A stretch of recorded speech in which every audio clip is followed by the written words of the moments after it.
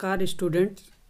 आज हमारा session geography विषय का मिशन 100 का चतुर्थ अध्याय भू संसाधन एवं कृषि, ये हमारा टॉपिक रहेगा। तो चलें शुरू करें। निम्न में से कौन सा भू उपयोग वर्गीकरण में सम्मिलित नहीं है? नहीं पूछा गया है तो प्रतिभूमि, सीमांत भूमि, निवल बोया गया क्षेत्र, बंजर व्यर्थ भूमि, ये चार ऑप्शन दिए हुए हैं। तो प्रतिभूमि तो है, निवल बोया गया क्षेत्र भी है, व्यर्थ व बंजर भूमि भी है। तो हमारा आंसर हो जाएगा सीमांत भूमि। शुष्क कृषि में निम्न में से कौन सी फसल नहीं बोई जाती? शुष्क कृषि पूछा गया है। तो शुष्क जो कृषि है वो खरीफ की फसलें वाली होती है। ज्वार है, मूंगफली है, फिर ये गंवार है, तो गन्ना नहीं है। निम्न में से कौन सा सिंचित क्षेत्र में भू निम्नीकरण का मुख्य कारण है? जहाँ बहुत ज़्यादा सिंचाई होती है वहाँ भूमि निम्नीकरण हो जाता है, यानी भूमि की गुणवत्ता घट जाती है। तो क्या कारण है कि वहाँ भूमि की गुणवत्ता घट जाती है? तो अवनालिका अपर्दन तो नहीं है, वायु अपर्दन भी नहीं है, परत अपर्दन भी नहीं है, तो मृदा लवणता है। मृदा में लवण यानी जो मिट्टी है उसमें लवणीय मात्रा बढ़ जाती है। भू उपयोग संबंधी अभिलेख कौन सा विभाग तैयार करता है? भू राजस्व विभाग इसको तैयार करता है। भू राजस्व विभाग द्वारा भू उपयोग को कितने वर्गों में बांटा गया है? ये 9 भागों में बांटा गया है। बंजर भूमि वह भूमि जो प्रचलित प्रौद्योगिकी की मदद से कृषि योग्य नहीं बनाई जा सकती, तो वह होती है बंजर व्यर्थ भूमि। कोई भी तकनीक से उसे कृषि करने योग्य नहीं बनाया जा सकता तो उसे प्रतिभूमि कहते हैं, बंजर व्यर्थ भूमि कहते हैं। डी ऑप्शन हमारा सही हो जाएगा।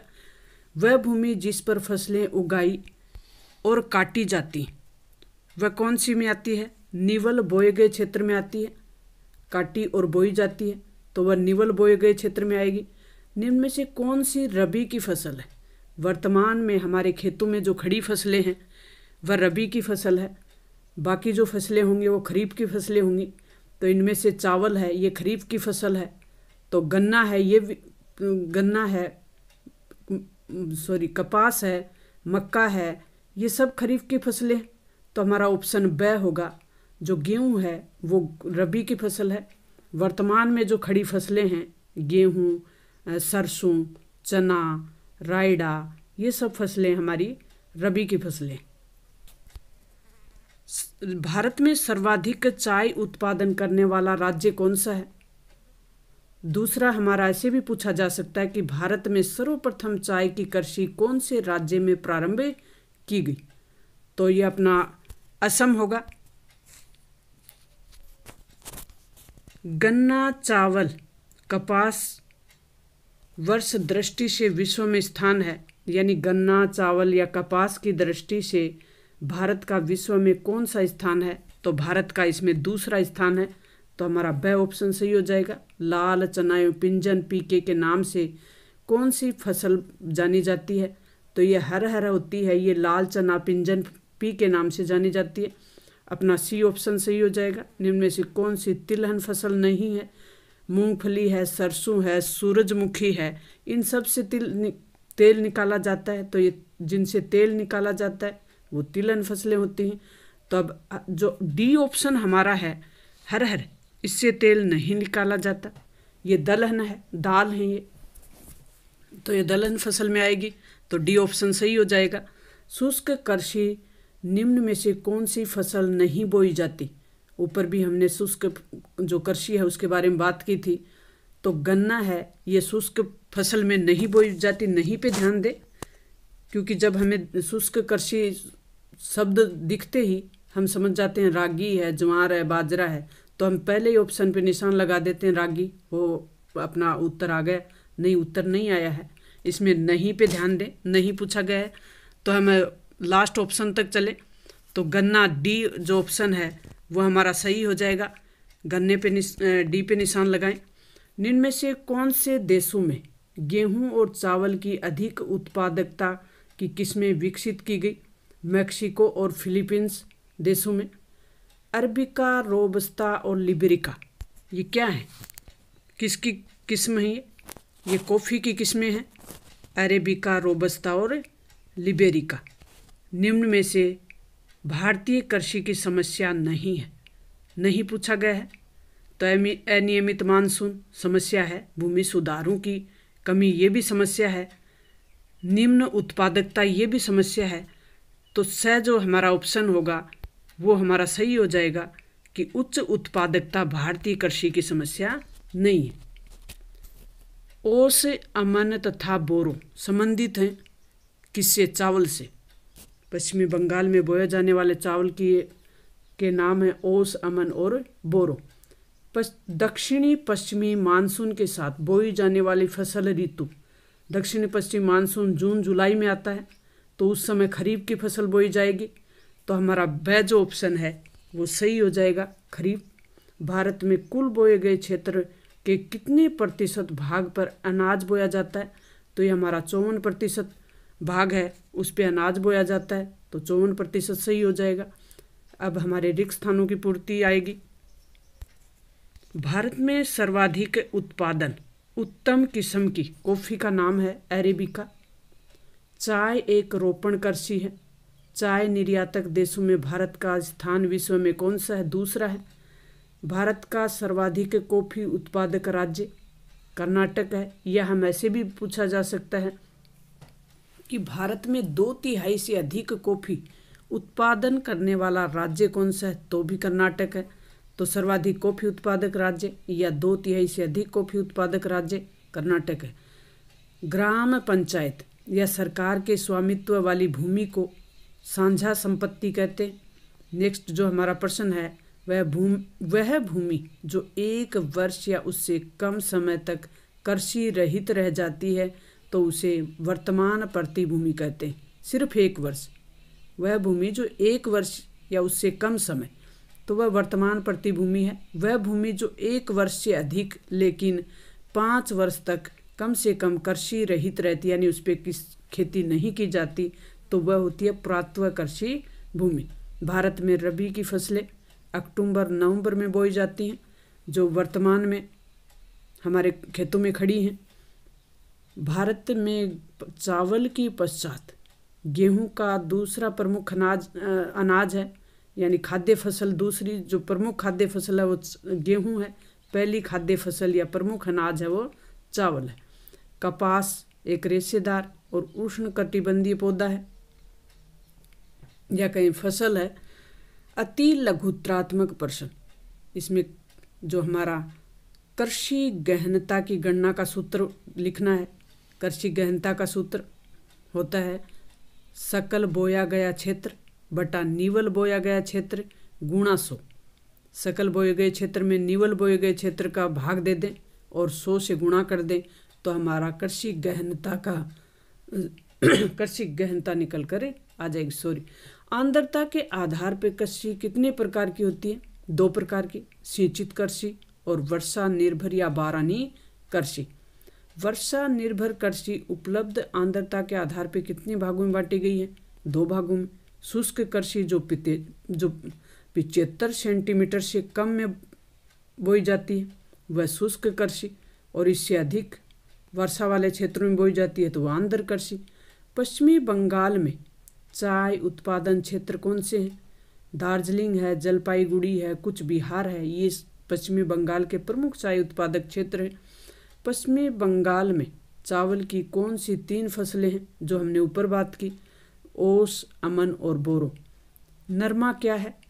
नरमा अमेरिकन कपास है, उसका ही एक नाम है। देश के उत्तर पश्चिमी भाग में अमेरिकन कपास को नरमा कहा जाता है। अति महत्वपूर्ण प्रश्न चल रहे हैं अपने। चाय की पत्तियों में कौन से तत्वों की प्रचुरता है? कैफीन तथा टैनिन। भारत में कॉफ़ी की कृषि किन फसलों में या किन क्षेत्रों में की जाती है? भारत में कॉफ़ी उत्पादक राज्य कौन से हैं, ऐसे पूछा जा सकता है, या क्षेत्र पूछे जा सकते हैं।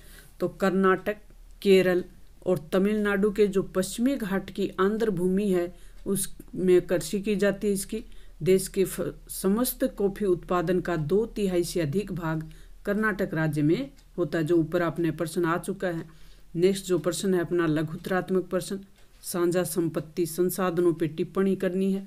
यानी ग्राम पंचायत और राज्य सरकार के स्वामित्व वाली भूमि को साझा संपत्ति संसाधन कहा जाता है। जैसे सामुदायिक वन हो गए, चारागाह हो गए, अन्य सार्वजनिक क्षेत्र हो गए, साझा संपत्ति के उदाहरण हैं ये। साझा संपत्ति संसाधन पशुओं के लिए जैसे चारा, घरेलू उपयोग हेतु ईंधन, लकड़ी, साथ ही अन्य उत्पाद हो गए जैसे फल, रेशे, गिरी, औषधीय पौधे आदि उपलब्ध कराती है। महिलाओं के लिए ये इन भूमियों का विशेष महत्व है क्योंकि ग्रामीण इलाकों में चारा और ईंधन की लकड़ी को एकत्र करने की जिम्मेदारी महिलाओं पर ही होती है। वर्तमान भारतीय कृषि में अत्यधिक ऋणग्रस्तता किसानों की आत्महत्या का कारण बनता जा रहा है। स्पष्ट करें। या इसको ऐसे भी पूछा जा सकता है कि अत्यधिक ऋणग्रस्तता के कारण गंभीर परिणाम है। अत्यधिक ऋणग्रस्तता है वो गंभीर परिणाम है। क्या आप मानते हैं कि देश के विभिन्न राज्यों में किसानों द्वारा आत्महत्या ऋणग्रस्तता का ही परिणाम है? तो इसे स्पष्ट करना है। भारतीय कृषक हैं वो कृषि में पर्याप्त निवेश नहीं कर पाते, वहाँ निवेश करने में असमर्थ होते हैं। तो कृषि में कम होती आय और फसलों के खराब हो जाने से अत्यधिक ऋणग्रस्तता उन पे ऋण बढ़ जाता है। यानी ऋणग्रस्तता है तो महाजनों और विविध जो वित्तीय संसाधन हैं उनसे उनको कर्ज जो लिया हुआ होता है वो चुका नहीं पाते। तो प्रति वर्ष भारत के विभिन्न राज्यों में हजारों किसान वो आत्महत्या कर लेते हैं। वस्तुतः हमारा ये मानना है कि देश के विभिन्न राज्यों में किसानों द्वारा आत्महत्या ऋणग्रस्तता का ही परिणाम है। साथ ही किसानों की आर्थिक अत्यधिक निम्न होने से, किसानों की जो आर्थिक स्थिति है वह अत्यधिक निम्न होने से उनकी स्थिति और भी दयनीय हो जाती है। भारत में भू उपयोग परिवर्तन के जो कारण हैं उनकी विवेचना करनी है। भारत में भू उपयोग परिवर्तन को अर्थव्यवस्था किस प्रकार प्रभावित करती है स्पष्ट करना है। तो भारत में भू उपयोग परिवर्तन के निम्न कारण हैं। अर्थव्यवस्था का आकार समय के साथ बढ़ता जाता है। तो बढ़ती जनसंख्या, बढ़ते आय के स्तर, उपलब्ध प्रौद्योगिकी कारकों पर निर्भरता, परिणाम स्वरूप समय के साथ भूमि पर दबाव बढ़ता है तथा सीमांत भूमि को भी प्रयोग में लाया जाता है। समय के साथ अर्थव्यवस्था की संरचना में बदलाव होता है। द्वितीयक और तृतीयक सेक्टरों में प्राथमिक सेक्टर की अपेक्षा अधिक तीव्रता से वृद्धि होती है। इस प्रक्रिया में कृषि भूमि पर गैर कृषि कार्य हो जाते हैं। यानी कृषि भूमि को गैर कृषि कार्यों में प्रयोग कर लेते हैं या प्रयुक्त कर लेते हैं। समय के साथ कृषि क्रियाकलापों का अर्थव्यवस्था में योगदान कम होता जाता है। भू संसाधनों का महत्व उन लोगों के लिए अधिक है जिनकी आजीविका है कृषि पर निर्भर है। स्पष्ट करना है। निम्न कारणों से है। द्वितीयक और तृतीयक क्रियाकलापों की अपेक्षा कृषि पूर्णतः भूमि पर आधारित होती है। अतः ग्रामीण क्षेत्रों में भूमिहीनता प्रत्यक्ष रूप से वहाँ की गरीबी से संबंधित होती है। भूमि की गुणवत्ता कृषि उत्पादकता को प्रभावित करती है जो अन्य कार्यों में नहीं है। ग्रामीण क्षेत्रों में भू स्वामित्व का आर्थिक मूल्य के अतिरिक्त सामाजिक मूल्य भी होता है। नेक्स्ट जो हमारा प्रश्न है वो है शुष्क जो कृषि है उससे संबंधित। शुष्क भूमि कृषि व आर्द्र भूमि कृषि के उदाहरण सहित अंतर स्पष्ट करना है। जो ऊपर भी हमने देख लिया है, इस पे टिप्पणी भी लिख सकते हैं। शुष्क कृषि और आर्द्र कृषि। तो शुष्क भूमि कृषि बतानी है पहले। तो वो सामान्यतः ये 75 सेंटीमीटर से कम वर्षा वाले क्षेत्रों में होती है। तो वो कृषि जो 75 सेंटीमीटर से कम वर्षा वाले क्षेत्रों में की जाती है शुष्क कृषि कहलाती है। इसके अंतर्गत शुष्कता सहन करने वाली फसलें बोई जाती हैं जैसे रागी है, बाजरा है, मूंग है, चना है, गंवार है आदि की कृषि। आर्द्र भूमि कृषि जिनमें पानी की आवश्यकता अधिक होती है उन क्षेत्रों में बोई जाती है। यानी फसलों को आवश्यकता से अधिक होने वाली वर्षा वाले क्षेत्रों में बोई जाती है।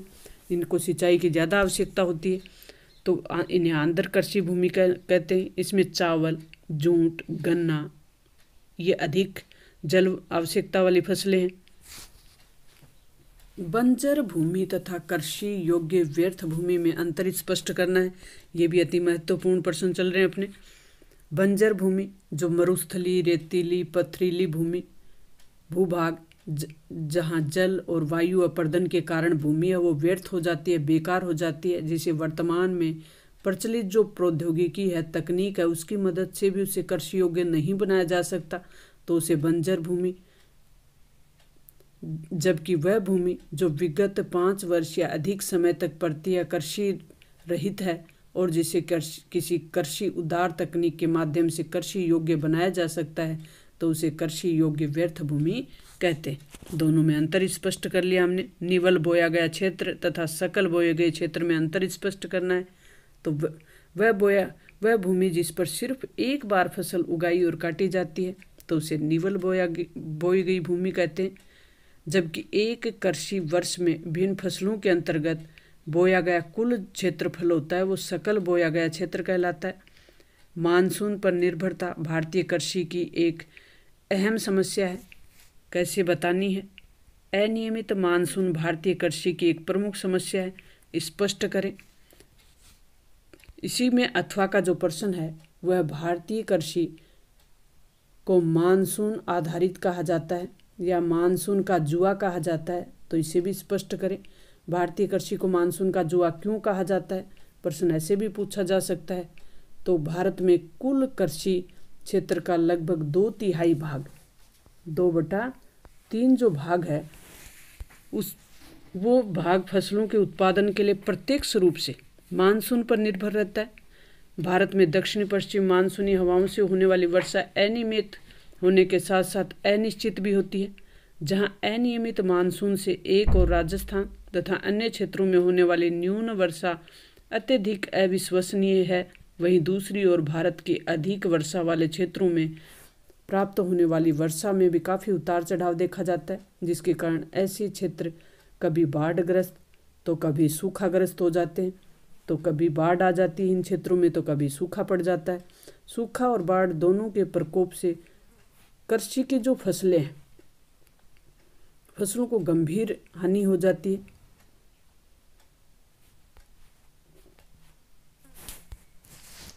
जब वर्षा की प्राप्ति हो जाती है तो फसलों का उत्पादन हो जाता है, और जब वर्षा का अभाव रहता है तो जो फसल है उनका उत्पादन नहीं हो पाता, जिससे हम कह सकते हैं कि भारतीय जो कृषि है वो मानसून का जुआ है। तो कितनी जो फसल है उसका यानी कुल जो कृषि क्षेत्र है उसका 2/3 भाग यानी 3 में से 2 का जो भाग है वो पूरी तरह से मानसून पर, प्रत्यक्ष रूप से मानसून पर निर्भर है। भूमि सुधारों की कमी भारतीय कृषि की प्रमुख समस्या है, स्पष्ट करना है। भूमि के असमान वितरण के कारण भारतीय किसान लंबे समय से शोषित हैं। अंग्रेजी शासन के दौरान 3 भू राजस्व प्रणालियाँ आई। जब हम हिस्ट्री पढ़ते हैं तो उसमें भी पढ़ते हैं पहालवाड़ी, रैयतवाड़ी, जमींदारी। ये जमींदारी प्रथा किसानों के लिए सबसे अधिक शोषणकारी थी। स्वतंत्रता प्राप्ति के पश्चात भूमि सुधारों को प्राथमिकता दी गई, लेकिन सुधार कमजोर राजनीतिक इच्छा शक्ति के कारण पूर्णतः फलीभूत नहीं हो सके और अधिकतर राज्य सरकारों ने राजनीतिक रूप से शक्तिशाली जमींदारों के खिलाफ कठोर राजनीतिक निर्णय लेने में भी टालमटोल कर दिया। तो भूमि सुधार के लागू न होने के परिणाम स्वरूप जिससे कृषि विकास में बाधा रही है। नेक्स्ट जो 48 का हमारा प्रश्न है वो भारतीय कृषि की 3 समस्या लिखनी। 3 समस्या भारतीय कृषि की। तो हमने प्रश्न 40 और 46 में ऊपर देख चुके हैं, हम 47 को भी देख लिया। भारत में जैसे देश में गहन कृषि नीति अपनाने की आवश्यकता क्यों है? भारत जैसे कृषि प्रधान देश में गहन कृषि नीति अपनाने की आवश्यकता क्यों है? क्योंकि भारत जैसे देशों में भूमि की कमी और श्रम की अधिकता है, अतः यहाँ गहन कृषि अपनाकर उत्पादन में वृद्धि करने के साथ ग्रामीण क्षेत्रों में जो रोजगार की समस्या है उसको भी कम किया जा सकता है। खाद्यान्न फसलों के वर्गीकरण एवं महत्व पर संक्षिप्त टिप्पणी लिखनी है। खाद्यान्न फसलें जो खाने योग्य फसलें होती हैं उनका वर्गीकरण करें पहले तो, फिर उसका महत्व। अनाज की संरचना के आधार पर खाद्यान्नों को अनाज एवं दालों में वर्गीकृत किया जाता है। भारतीय कृषि अर्थव्यवस्था में खाद्यान्न फसलों का महत्व बहुत अधिक है। देश के समस्त बोए गए क्षेत्र के 2/3 भाग पर खाद्यान्न फसलें उगाई जाती हैं। कितने भाग पे? 2/3 भाग पे खाद्यान्न फसलें उगाई जाती हैं। देश के समस्त भागों में खाद्यान्न फसलों का महत्वपूर्ण स्थान है, चाहे वहाँ जीविका निर्वाह अर्थव्यवस्था अथवा व्यापारिक अर्थव्यवस्था पे आधारित। भारत विश्व का लगभग 11%, कितने प्रतिशत? 11% अनाज उत्पादन करता है। हरित क्रांति की उपलब्धियां क्या है? हरित क्रांति जो 1965-66 में आई थी, तो हरित क्रांति की उपलब्धियां बतानी है। हरित क्रांति की महत्वपूर्ण उपलब्धियां निम्न प्रकार से हैं। कृषि में रासायनिक उर्वरक और पीड़ा जो नाशक हैं यानी केमिकल हैं, उनका उपयोग शुरू किया गया उत्पादन बढ़ाने के लिए। सिंचाई की सुविधाओं में सुधार और विस्तार किया गया। मैक्सिको से गेहूं और फिलीपींस से चावल के अधिक उपज देने वाले बीज भारत लाए गए। कृषि आधारित उद्योग तथा छोटे पैमाने के उद्योगों के विकास को प्रोत्साहन दिया गया। नेक्स्ट हमारा जो प्रश्न है वह है प्रतिभूमि वाला। प्रतिभूमि किसे कहते हैं? भूमि को प्रति क्यों छोड़ा जाता है, ये भी बताना है कि भूमि को प्रति क्यों छोड़ा जाता है। प्रतिभूमि क्या है? निरंतर फसल उत्पादित करते रहने से भूमि की उर्वरा शक्ति कम हो जाती है, इसलिए भूमि को कुछ समय के लिए कृषि रहित छोड़ दिया जाता है, यानी उस पर कुछ भी नहीं बोया जाता। इस भूमि को प्रतिभूमि कहते हैं। भूमि को प्रति छोड़ने का कारण, भूमि को प्रति इसलिए छोड़ा जाता है जिससे कि वह अपनी खोई हुई उर्वरता को प्राकृतिक रूप से पुनः प्राप्त कर ले। अगर केमिकल डालेंगे तो नुकसानदायक होगा, उसको प्राकृतिक रूप से अपने आप वो अपनी उर्वरकता प्राप्त कर ले, इसलिए उसको प्रति छोड़ा जाता है। यानी एक साल कुछ समय के लिए उस पर कुछ भी नहीं बोया जाता, तो उसे प्रतिभूमि कहते हैं। स्वतंत्रता प्राप्ति के पश्चात सरकार ने खाद्यान्न उत्पादन बढ़ाने के लिए कौन कौन से उपाय अपनाए? स्वतंत्रता प्राप्ति के पश्चात सरकार ने खाद्यान्न उत्पादन बढ़ाने हेतु निम्न उपाय किए। व्यापारिक फसलों के स्थान पर खाद्यान्न फसलें उगाई। कृषि गहनता को बढ़ावा दिया और कृषि योग्य बंजर प्रति भूमि को कृषि भूमि में परिवर्तित किया, यानी उनको कृषि करने योग्य बनाया। भारत में निवल बोए गए क्षेत्र में किस प्रकार वृद्धि की जा सकती है? निवल बोया गया क्षेत्र पहले होता कौन सा है, उसमें कैसे वृद्धि की जा सकती है? भारत में वृद्धि की सीमित संभावना वाले निवल बोए गए क्षेत्र को भूमि बचत प्रौद्योगिकी विकसित कर बढ़ाया जा सकता है। तो सीमित संभावना कौन से क्षेत्र में होती है? निवल बोए गए क्षेत्र में। तो इसमें प्रौद्योगिकी की मदद से हम बढ़ा सकते हैं। इस प्रौद्योगिकी को 2 तरह से काम में लिया जा सकता है। प्रति इकाई भूमि में फसल विशेष की उत्पादकता बढ़ाने से। एक कृषि वर्ष में गहन भूमि उपयोग से सभी फसलों का उत्पादन बढ़ाने में। इसमें सीमित भूमि से भी कुल उत्पादन बढ़ाने के साथ श्रमिकों की मांग में वृद्धि होती है। अतः स्पष्ट है कि कृषि गहनता को अपनाकर ही ग्रामीण क्षेत्रों में बेरोजगारी की समस्या को कम करने के साथ निवल बोए गए क्षेत्र में वृद्धि की जा सकती। चैनल पे आए गए हैं तो लगे रहें, जान लगा दें या जाने दें, पूरे मनोयोग से जुड़ जाएं। भारतीय कृषि के प्रमुख प्रकारों का वर्णन करेंगे हम। भारतीय कृषि के प्रमुख प्रकारों का वर्णन या अथवा में जो रक्षित सिंचाई कृषि और उत्पादन कृषि क्षेत्र हैं उनमें अंतर स्पष्ट करेंगे। भारतीय कृषि के प्रकार। आर्द्रता के प्रमुख उपलब्ध स्रोतों के आधार पर कृषि को सिंचित कृषि तथा वर्षा निर्भर यानी बारानी कृषि में वर्गीकृत किया जाता है। सिंचित कृषि और जो वर्षा पर निर्भर होती है उसको बारानी कृषि। तो सिंचित कृषि कौन सी होती है? सिंचित कृषि में सिंचाई के उद्देश्य के आधार पर 2 प्रकार की, एक तो रहित सिंचाई कृषि तथा उत्पादक सिंचाई कृषि। रहित जो सिंचाई कृषि है उसको रक्षित सिंचाई का प्रमुख उद्देश्य आर्द्रता की कमी के कारण फसलों को नष्ट होने से बचाना, जिसका अभिप्राय यह है कि वर्षा के अतिरिक्त जल की कमी को सिंचाई द्वारा पूरा किया जाता है। इस प्रकार की सिंचाई का उद्देश्य अधिकतम क्षेत्र को पर्याप्त आर्द्रता उपलब्ध कराना है। उत्पादन सिंचाई कृषि। उत्पादन सिंचाई का जो उद्देश्य है वो फसलों को पर्याप्त मात्रा में पानी उपलब्ध कराकर अधिकतम उत्पादकता प्राप्त करना। उत्पादक सिंचाई में जल निवेश की मात्रा रक्षित सिंचाई की अपेक्षा अधिक होती है। वर्षा निर्भर यानी बारानी कृषि का हम पढ़ चुके हैं। भारत में भूमि उपयोग के किन संवर्गों में वृद्धि के कारणों की विवेचना करनी है।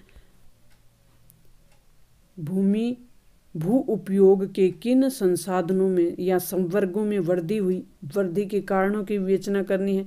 वर्ष 1950 से 2014-15 के दौरान भारत में भू उपयोग संवर्गों में हुए परिवर्तनों की व्याख्या कीजिए। किसी भी तरीके से पूछा जा सकता है। भारत में भू उपयोग संवर्गों में हुए परिवर्तन। किसी क्षेत्र में भू उपयोग अधिकतर वहाँ की आर्थिक क्रियाओं की प्रवृत्ति पर निर्भर करते हैं। यद्यपि समय के साथ आर्थिक क्रियाओं में बदलाव आता रहता है, लेकिन भूमि अन्य बहुत से संसाधनों की भांति क्षेत्रफल की दृष्टि से स्थायी है। पिछले 4 या 5 दशकों में भारतीय अर्थव्यवस्था में प्रमुख बदलाव आए हैं, जिससे देश में भू उपयोग परिवर्तन को भी प्रभावित किया है। 1950 और 51 से 2014-15 के दौरान भारत में भू उपयोग जो है उसको 3 संवर्गों में वृद्धि तथा 4 संवर्गों के अनुपात में गिरावट दर्ज की गई। तो 3 संवर्गों में वृद्धि हुई है, तो 4 ऐसे संवर्ग हैं जहां अनुपात में गिरावटें आई है। वृद्धि वाले जो संवर्ग हैं वो भारत में भू उपयोग के प्रमुख जो संवर्ग हैं उनमें वृद्धि हुई है। वन क्षेत्र में गैर कृषि कार्यों में प्रयुक्त भूमि और वर्तमान प्रतिभूमि और निवल बोया गया क्षेत्र। वृद्धि करने वाले संवर्ग वन क्षेत्र 1950 और 51 में कुल रिपोर्टिंग जो क्षेत्र था 17%, जो 2014 और 15 में बढ़कर 23.3% हो गया। 23.3% हो गया। गैर कृषि कार्यों में प्रयुक्त भूमि वर्ष 1950-51 में कृषि कार्यों में प्रयुक्त भूमि कुल रिपोर्टिंग क्षेत्र में 3.2% थी, जो 14-15 में बढ़कर 8.3% हो गई। वर्तमान में जो प्रतिभूमि है ये भी 1950 और 51 की 37% से बढ़कर 3.7% से बढ़कर 4.9% हो गई। निवल बोया गया क्षेत्र, ये क्षेत्र 1950 और 51 में 41.7% था, जो बढ़कर 2014-15 में 45% हो गया। 45% हो गया। वृद्धि के कारण, अब हमें वृद्धि के कारण बताइए। क्षेत्र देखें ऊपर, भू उपयोग के ऊपर दिए गए संवर्गों में वृद्धि किन कारणों से हुई वो कारण देख लेते हैं। गैर कृषि कार्यों में प्रयुक्त क्षेत्र में वृद्धि दर अधिकतम है। भारतीय अर्थव्यवस्था की निर्भरता औद्योगिक और सेवा सेक्टरों तथा अवसंरचना संबंधी जितने भी विस्तार हैं उनमें उत्तरोत्तर बढ़ोतरी हुई है, यानी बढ़ी है। इसके साथ ही ग्रामीण एवं नगरीय बस्तियों के अंतर्गत क्षेत्रफल भी बढ़ा है, जिस कारण गैर कृषि कार्यों में प्रयुक्त भूमि का प्रसार कृषि योग्य व्यर्थ भूमि तथा कृषि भूमि की हानि पर हुआ है। वन क्षेत्रों में वृद्धि इसके सीमांकन के कारण हुई है, न कि वास्तविक वन आच्छादित क्षेत्र में वृद्धि के कारण। वर्तमान प्रतिभूमि में वृद्धि वर्षा के अनियमितता तथा फसल चक्र में होने वाले परिवर्तन के कारण हुई है। कृषि हेतु जो कृषि योग्य व्यर्थ भूमि के उपयोग के कारण निवल बोया गए क्षेत्र में वृद्धि हुई है। गिरावट दर्ज करने वाले जो संवर्ग हैं बंजर और व्यर्थ भूमि, कृषि योग्य व्यर्थ भूमि, चारागाह फसल वृक्षों के अंतर्गत क्षेत्र तथा वर्तमान प्रति के अतिरिक्त प्रतिभूमि के अनुपात में कमी हुई है। कमी के कारण कौन से हैं? अब हम कमी के कारण देख लेते हैं। इसके निम्न कारण हो सकते हैं। समय के साथ जैसे जैसे कृषि तथा गैर कृषि कार्य हेतु भूमि पर दबाव बढ़ा है, वैसे वैसे व्यर्थ एवं कृषि योग्य व्यर्थ भूमि में समय अनुसार कमी आई है। निवल बोए गए क्षेत्र में कमी का कारण कृषि कार्यों में प्रयुक्त भूमि के अनुपात में वृद्धि का होना है। चारागाह भूमि के अनुपात में कमी का कारण कृषि भूमि पर जनसंख्या का बढ़ता दबाव है। नेक्स्ट जो हमारा चैप्टर है वो है जल संसाधन, जो कि 5.5 नंबर का आने वाला है। 5.5 नंबर का आने वाला है, इसको देख लेते हैं। धरातलीय और भौम जल, धरातल के ऊपर का जल, भौम जल का सबसे अधिक उपयोग किस सेक्टर में होता है? तो ये हमारा कृषि क्षेत्र में होता है। पर्यावरण सुरक्षा अधिनियम कब पारित किया गया? 1986 में। पर्यावरण संरक्षण अधिनियम, अति महत्वपूर्ण प्रश्न चल रहे हमारे। 1986 में। प्रदूषण का निवारण और नियंत्रण संबंधी जल अधिनियम कब पारित किया गया? 1974। हरियाली कार्यक्रम का संबंध किससे है? तो हरियाली कार्यक्रम का जो संबंध है वो जल संसाधन से है। जो नीरू मीरू कार्यक्रम है वो कौन से राज्य से है? नीरू मीरू कार्यक्रम तो आंध्र प्रदेश में, तेलुगु भाषा में शब्द हैं ये, तो ये आंध्र प्रदेश में। अरवारी पानी संसद कार्यक्रम राजस्थान के किस क्षेत्र में चला? तो ये अलवर में चला। भारतीय राष्ट्रीय जल नीति कब घोषित की गई? 2002 में की गई।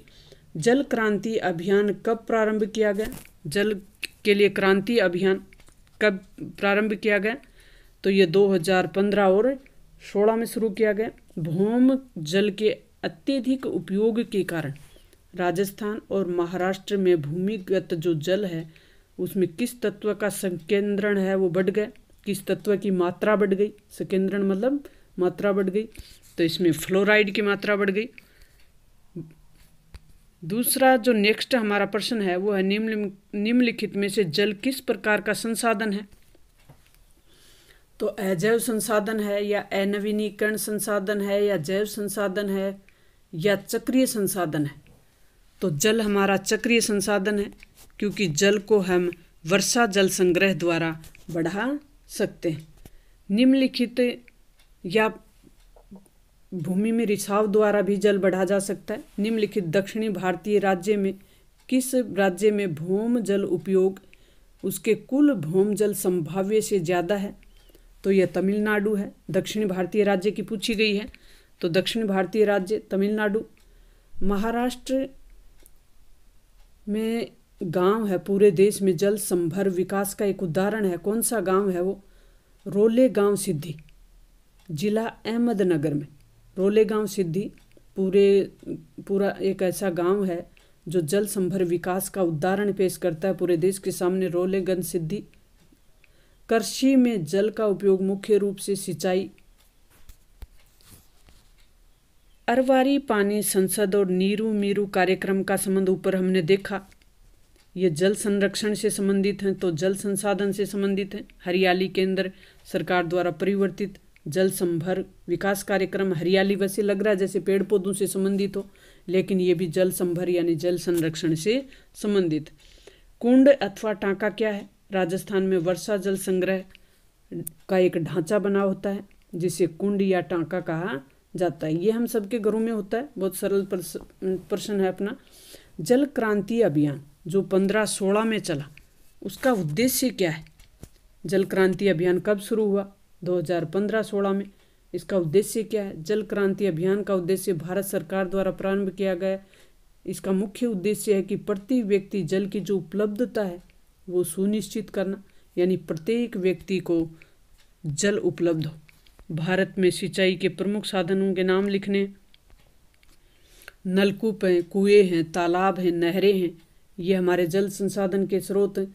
नेक्स्ट 19 का हमारा प्रश्न है धरातलीय जल के मुख्य स्रोत कौन से हैं? तो नदी, झील, तालाब और तलैया, ये धरातलीय यानी धरातल के ऊपर जल इकट्ठा करने के स्रोत हैं। भौम जल संसाधन का अत्यधिक उपयोग करने वाले 4 राज्यों के नाम बताने हैं, जिसमें राजस्थान भी शामिल है, पंजाब, हरियाणा भी शामिल है और तमिलनाडु भी शामिल है। भारत की 2 बहुउद्देशीय परियोजनाओं के नाम लिखिए।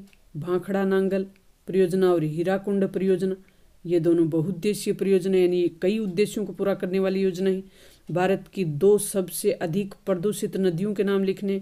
यमुना जो दिल्ली के आसपास बहती है, गंगा जो वाराणसी कानपुर के आसपास बहती है, CPCB का पूरा नाम लिखना है, CP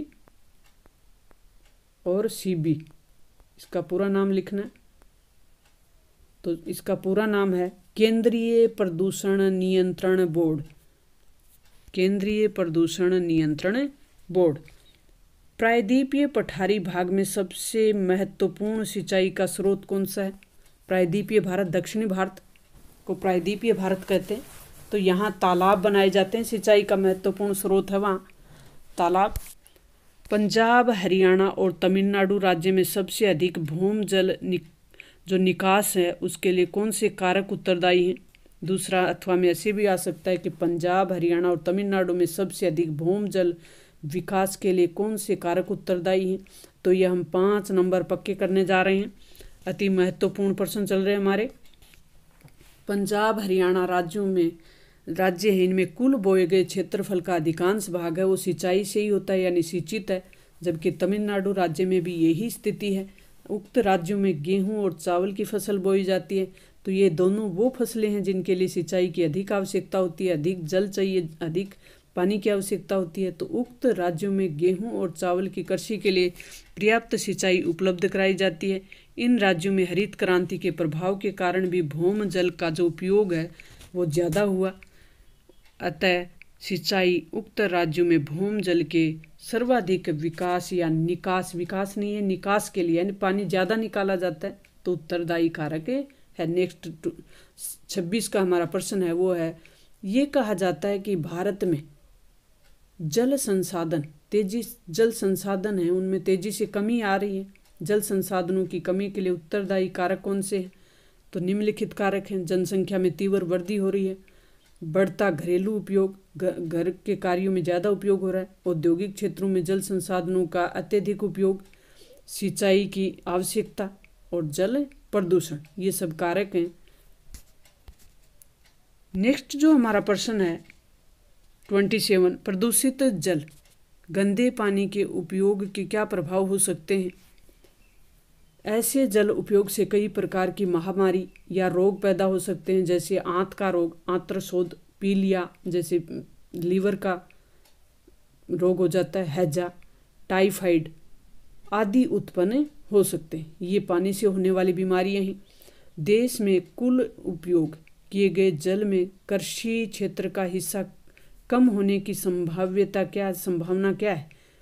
वर्तमान में देश में कुल जल उपयोग में कृषि सेक्टर का देश में हो रहे विकास के कारण, उद्योग में एवं बढ़ती जनसंख्या के कारण घरेलू सेक्टरों में जल उपयोग बढ़ने की संभावना है, जिस कारण कुल जल उपयोग में कृषि क्षेत्र का हिस्सा कम होने की संभावना है।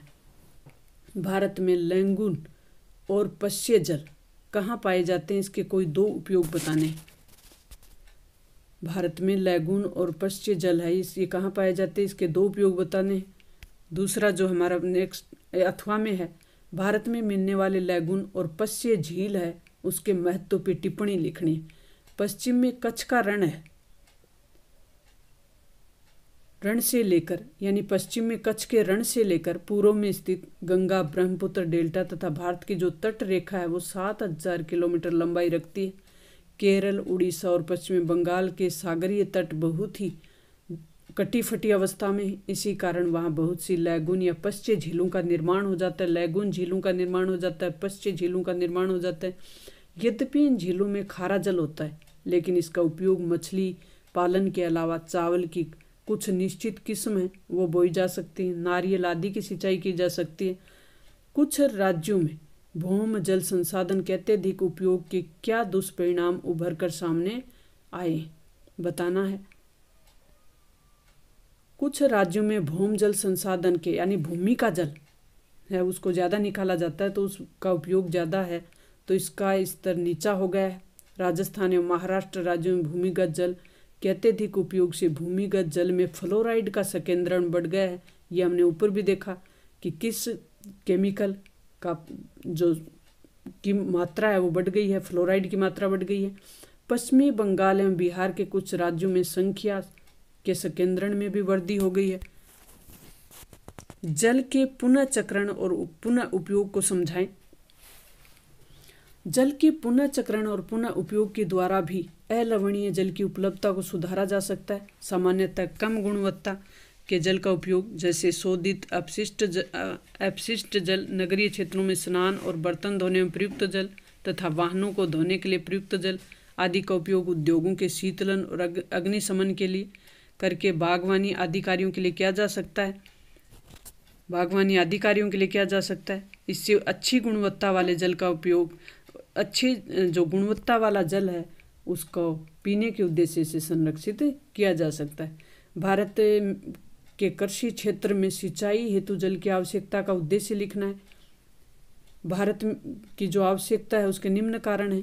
भारत में वर्षा के वितरण में असमानता है, कहीं वर्षा कम तो कहीं अधिक होती है, अनिश्चित और असमान वितरण होता है। देश के अधिकांश भागों में शीत एवं ग्रीष्म ऋतु में अत्यधिक शुष्कता पाई जाती है, तो भी ज़्यादा आवश्यकता रहती है। अनियमित मानसून कालीन जो वर्षा है उसके कारण कुछ फसलों जैसे कपास है, गन्ना है, जूट है आदि को जल की आवश्यकता अधिक होती है, तो भी इसकी आवश्यकता बढ़ जाती है। नेक्स्ट जो हमारा प्रश्न है 33 का, कृषि में सिंचाई की व्यवस्था के क्या क्या लाभ हैं? तो निम्नलिखित लाभ बता सकते हैं। सिंचाई की व्यवस्था बहुफसलीकरण से संभव बनती है। फसलों को अधिक उपज देने वाली किस्मों के लिए आर्द्रता नियमित रूप से आवश्यक है, जो केवल सिंचाई तंत्र से ही संभव है। सिंचित कृषि भूमि की उत्पादकता असिंचित भूमि की अपेक्षा अधिक होती है। तो हरियाली क्या है, ये प्रश्न हमने ऊपर देखा। जल संभर प्रबंधन क्या है? क्या आप सोचते हैं कि ये सतत पोषणीय विकास में एक महत्वपूर्ण भूमिका अदा कर सकता है? महत्वपूर्ण प्रश्न, इम्पोर्टेंट प्रश्न हमारा जल संभर प्रबंधन। जल संभर प्रबंधन से क्या तात्पर्य? जल संभर प्रबंधन में केंद्र तथा राज्य सरकार कौन से प्रयास कर सकते हैं? उल्लेख करें, क्या प्रयास किए हैं, क्या कर सकते हैं। निम्नलिखित पे टिप्पणी लिखिए। तो हरियाली जो कार्यक्रम है उस पे नीरू मीरू कार्यक्रम, ऊपर भी हमने बात की कि नीरू मीरू कार्यक्रम कहाँ चला, आंध्र प्रदेश में। अरवारी पानी संसद, ये 3 प्रोग्राम रहे, इन पे टिप्पणी लिखें। जल संभर प्रबंधन से तात्पर्य धरातलीय और भूमि जल संसाधनों के दक्ष प्रबंधन से है।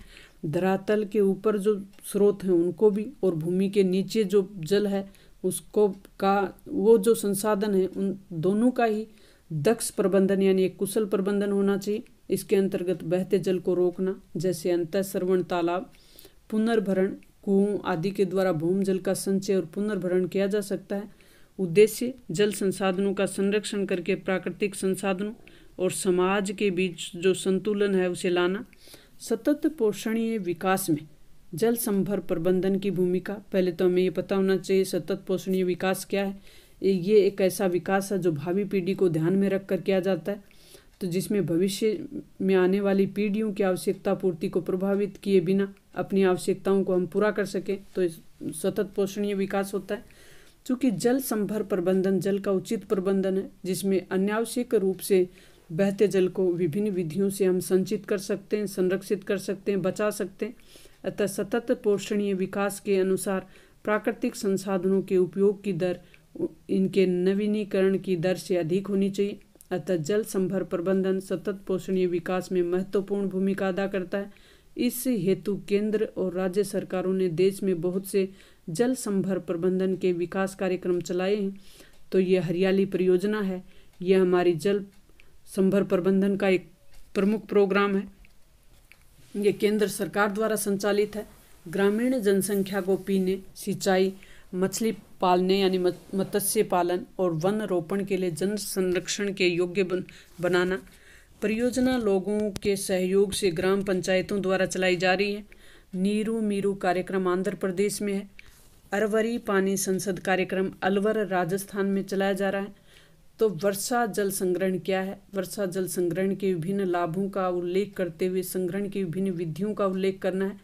जल संरक्षण, वर्षा जल संरक्षण की कोई 3 विधियों को संक्षेप में बताएं या वर्णन करें। वर्षा जल संग्रहण विभिन्न उपयोग के लिए वर्षा के जल को रोकने, एकत्र करने की विधि है, इकट्ठा करने की विधि है। ये एक कम मूल्य और जो पारिस्थितिकी के अनुकूल विधि है, जिसके द्वारा पानी को पानी की प्रत्येक बूंद को बचाकर या संरक्षित करने के लिए वर्षा जल को नलकूपों, गड्ढों और कुओं में एकत्र किया जाता है। वर्षा जल संग्रहण पानी की उपलब्धता को बढ़ाता है, भूमिगत जल स्तर को नीचा होने से रोकता है और इसमें फ्लोराइड और नाइट्रेट जैसे जो प्रदूषक हैं उनको कम करके अवमिश्रण भूमिगत जल है उसकी गुणवत्ता को बढ़ाना। मृदा अपरदन और बाढ़ को रोका जा सकता है। वर्षा संग्रहण की विधियां कौन सी हैं? टांका जो पश्चिमी राजस्थान का महत्वपूर्ण जल संरक्षण संसाधन है। राजस्थान के अर्ध शुष्क और शुष्क क्षेत्रों में स्थित बस्तियों में परंपरागत रूप से वर्षा को जल के इकट्ठा करने के लिए एक ढांचा बनाया जाता है जिसे टांका कहा जाता है या कुंड कहा जाता है। तालाब एवं झील ग्रामीण क्षेत्रों में परंपरागत रूप से वर्षा जल को इकट्ठा करने के लिए एक धरातलीय संरचना है, यानी ये धरातल के ऊपर संरचना है। तालाब एवं झीलों का उपयोग किया जाता है। सर्विस कूपों द्वारा घरों की छतों से वर्षा का जल संग्रहण करना, छत वर्षा जल संग्रह। प्रस्तर कूप और चैक मैड निर्मित करके भी जल संग्रह किया जा सकता है। पुनर्भरण कूपों द्वारा भी वर्षा जल को इकट्ठा किया जा सकता है। भारतीय राष्ट्रीय जल नीति, ये भी अति महत्वपूर्ण प्रश्न चल रहे हैं अपने। 2002 की मुख्य विशेषता लिखनी है। भारतीय राष्ट्रीय जल नीति 2002 की मुख्य विशेषता लिखनी है। भारतीय राष्ट्रीय जल नीति की जो 2002 में रही उसकी प्रमुख विशेषता ये है कि सिंचाई और बहुउद्देशीय परियोजनाओं में पीने का जो जल है घटक है वो सम्मिलित करना चाहिए। पेयजल सभी मानव जाति और प्राणियों को उपलब्ध कराना पहली प्राथमिकता होनी चाहिए। सतह और भूमि जल दोनों की गुणवत्ता के लिए नियमित जांच होनी चाहिए। जल की गुणवत्ता सुधारने के लिए एक चरणबद्ध कार्यक्रम शुरू किया जाना चाहिए। शिक्षा विनिमय उपक्रमों, प्रेरकों और अनुकरणों द्वारा संरक्षण चेतना बढ़ाई जानी चाहिए।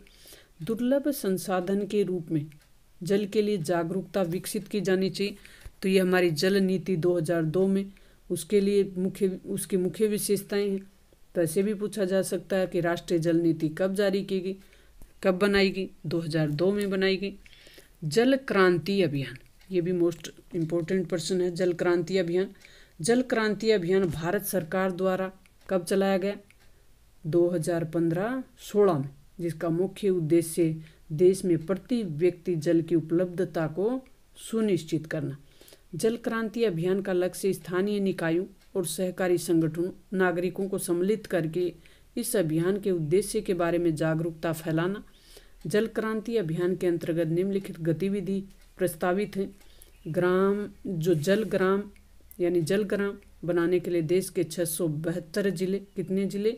672 जिलों में प्रत्येक जिले में एक ग्राम जिसमें जल की कमी है उसे चुना गया है। वो गांव जिसमें जल की कमी है उसको चुना गया है।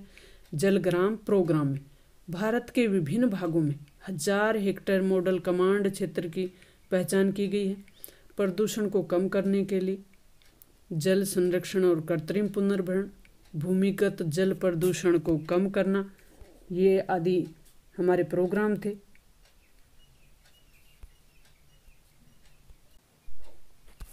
देश के चयनित क्षेत्रों में आर्सेनिक मुक्त कुओं का निर्माण करना। आर्सेनिक एक केमिकल है जो पानी को अशुद्ध बनाता है।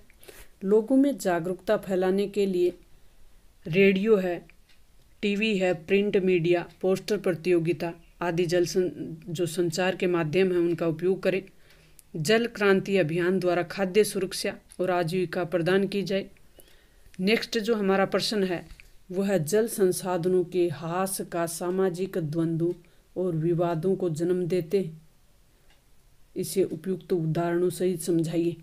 जल संसाधनों की कमी सामाजिक द्वंद्व या विवाद को बढ़ावा देते हैं, ये उदाहरण से समझाना है।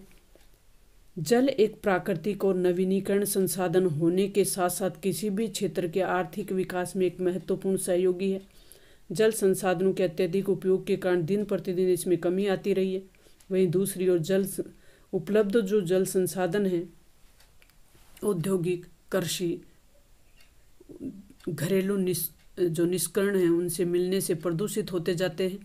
वे सभी राज्य या प्रदेश जिनसे होकर नदी बहती हैं नदी जल के भागीदार होते हैं।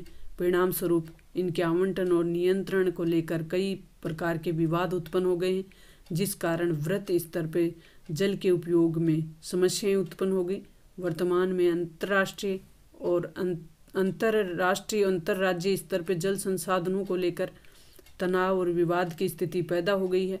जैसे भारत और बांग्लादेश के बीच गंगा जल विवाद, कर्नाटक और तमिलनाडु के बीच यानी अंतर्राज्य विवाद है, कर्नाटक और तमिलनाडु के बीच यानी राज्य राज्य के बीच विवाद है।